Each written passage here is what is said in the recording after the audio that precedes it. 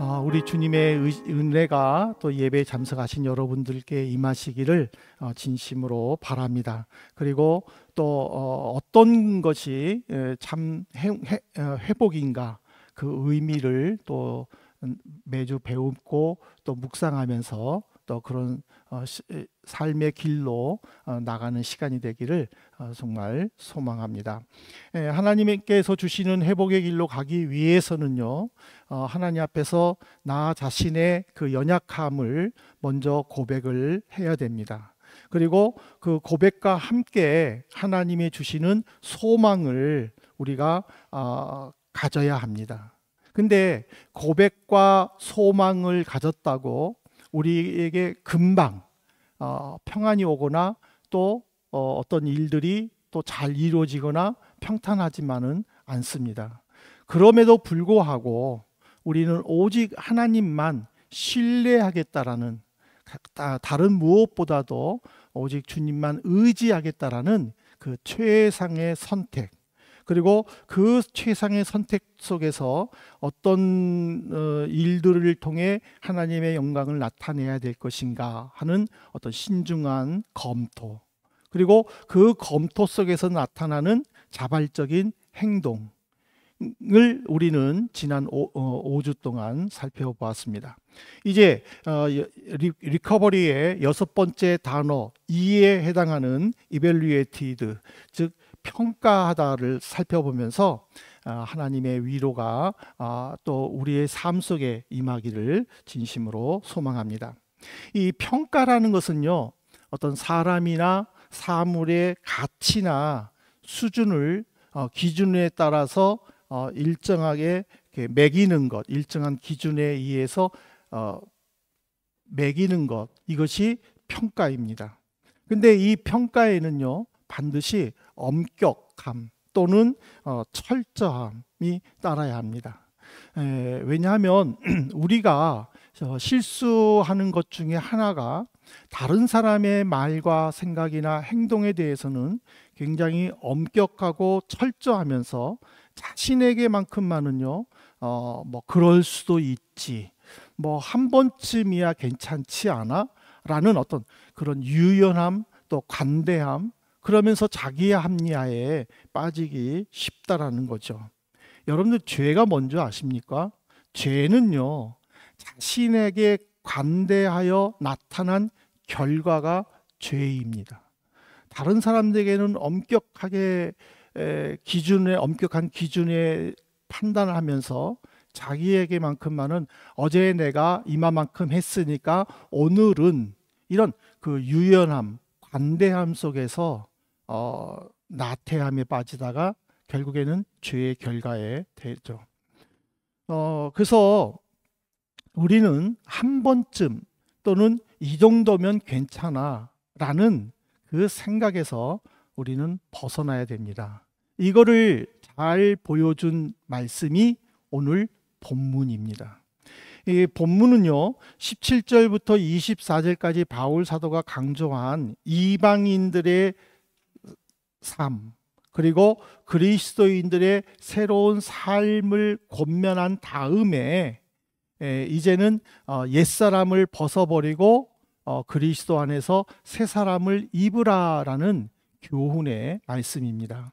그래서 25절을 바울은 그런즉이라고 시작한 것은 뭐냐면, 이제 여러분들은 이방인에 속하는 옛사람을 벗어버리고 그리스도인에 속하는 새 사람을 입었기 때문에 라는 의미입니다.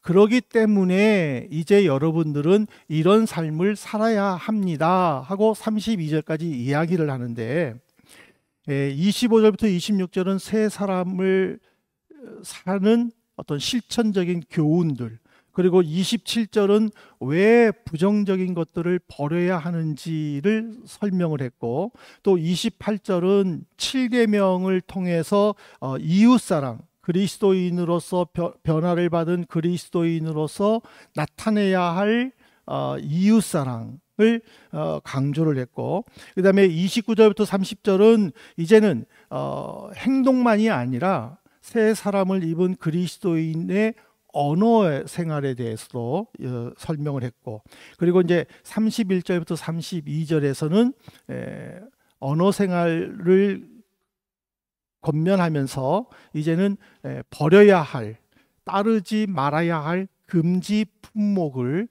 기록을 해 놓았습니다.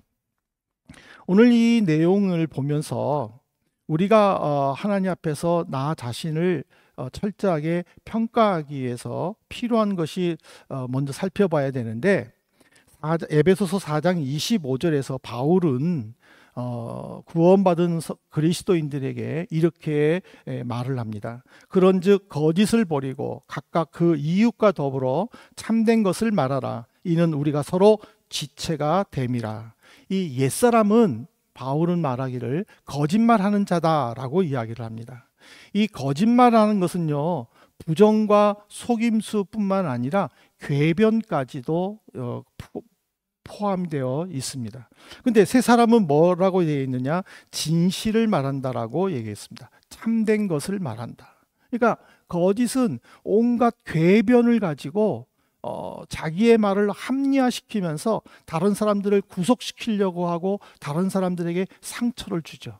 그러나 그리스도 안에서 새로운 사람을 입은 성도들은 공감하고 이해하면서 그들과 더불어서 진실된 말을 통해 좋은 교제를 나누려고 힘쓴다라는 사실이죠. 오늘 우리가 그 관계 속에서 참 많은 아픔들이 있고 또 상처를 주고받는 것은 바로 거짓이죠. 이 거짓이라는 것은 단순히 거짓말만 아니라 다른 사람들을 곤란하게 만들거나 상처를 주는 모든 악한 말이 다 성경은 거짓이다라고 가르치고 있습니다. 그래서 에베소서 4장 31절에 보면 바울은요, 이렇게 경고를 하죠. 너희는 모든 악독과 노함과 분냄과 떠드는 것과 비방하는 것을 악의와 함께 버려라 그랬어요. 악독이라는 것은요, 과거에 당한 손해나 모욕에 대한 원한을 버리지 못하고 마음에 품고 화해하기를 거부하는 것이 악독이에요. 노함과 분냄은 걷잡을 수 없이 타오르는 분노와 적대적인 감정으로 자기를 방치하여 행동하도록 하는 것이 노함과 분노예요.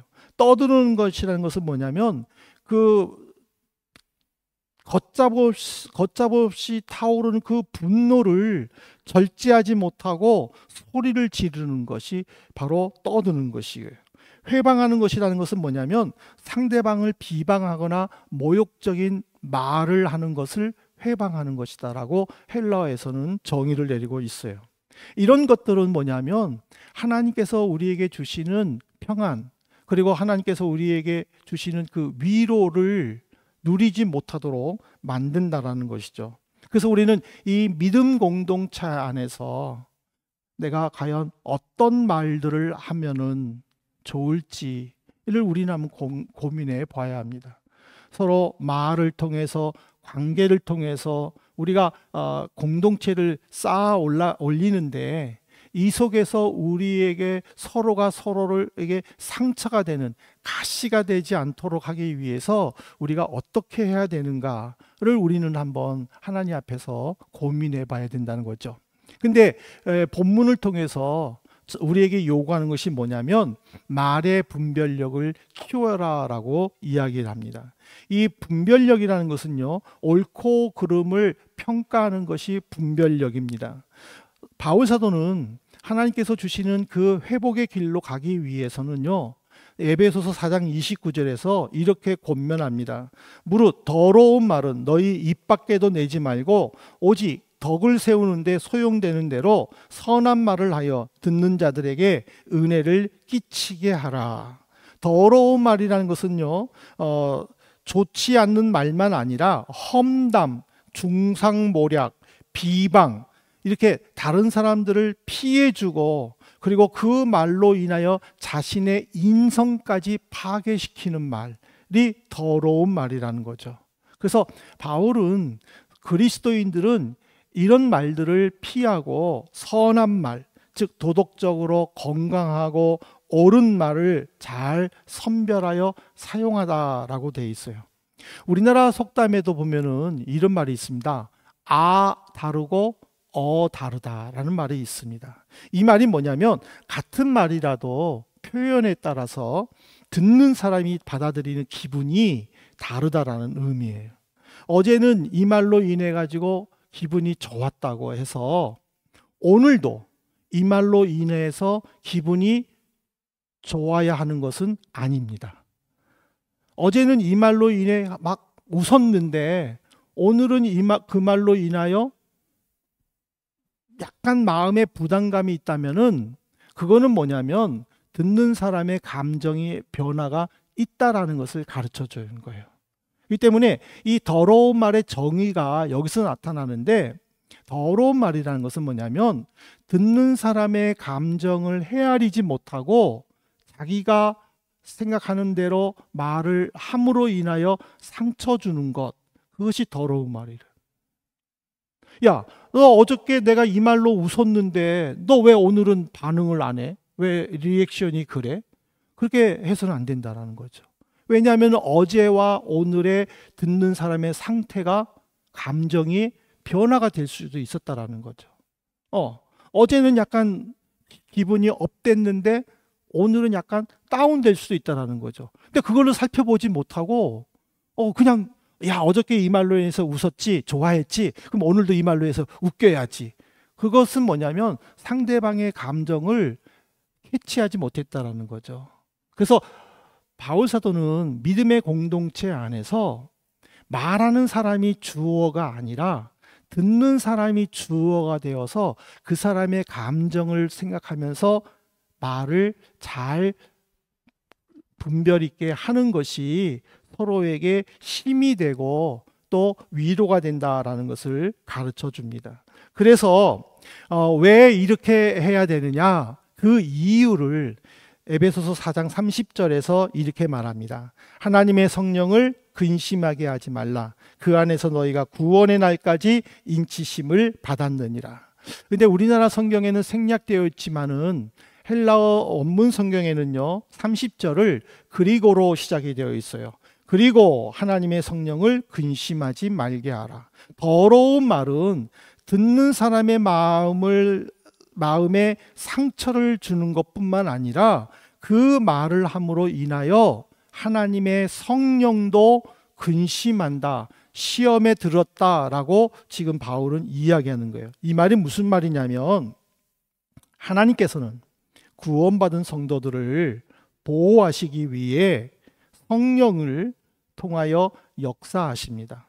성령은 인격적인 영입니다. 하나님으로부터 보냄을 받은 성령은 각 사람을 도와줍니다.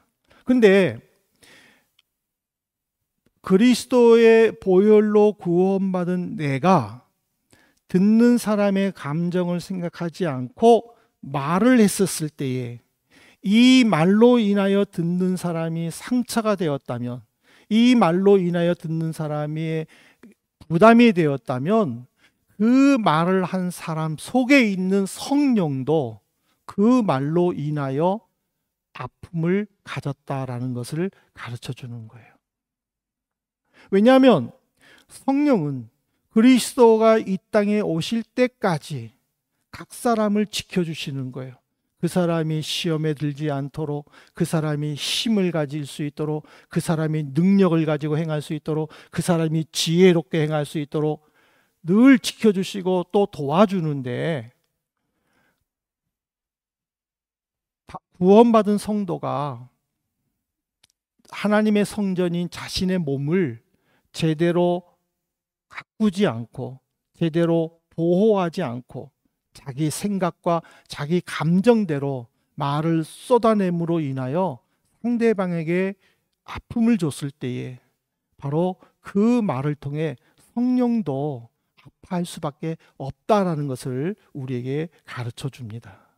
그러므로 우리는 신앙생활을 하는 동안에 어떤 말이 좋은 말인가, 또 어떤 말을 통하여 내 말을 듣는 이들에게 기쁨을 주고 평안을 줄 것인가, 우리는 늘 생각해야 돼요.